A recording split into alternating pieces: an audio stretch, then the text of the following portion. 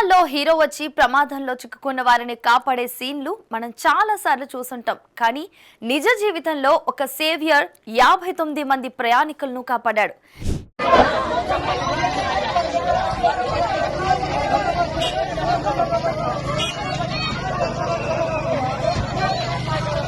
మహారాష్ట్రలోని కన్నడ్ ఘాట్లో ఛత్రపతి సంభాజీనగర్ నుంచి గుజరాత్లోని సూరత్ వెళ్తున్న బస్సు స్టీరింగ్ రాడ్ విరిగిపోవడంతో డ్రైవర్ నియంత్రణ కోల్పోయారు.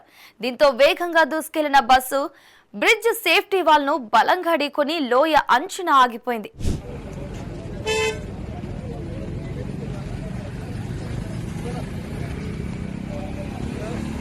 ఒక్క క్షణం ఆలస్యమైన బస్సు నేరుగా లోయలోకి దూసుకెళ్లే ప్రమాదం ఉండేది. అయితే అక్కడ ఉన్న బలమైన సేఫ్టీ వాల్ ప్రయాణికులకు రక్షణ కవచంలా నిలిచింది. డ్రైవర్ సమయస్ఫూర్తి సేఫ్టీ వాల్ అడ్డుగా నిలవడంతో బస్సులో ఉన్న 59 మంది ప్రయాణికులు సురక్షితంగా ప్రాణాలతో బయటపడ్డారు.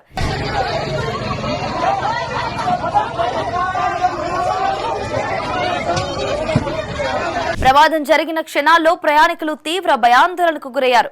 కానీ అదృష్టవశాత్తు ఈ ఘటనలో ఎలాంటి ప్రాణ నష్టం జరగలేదు.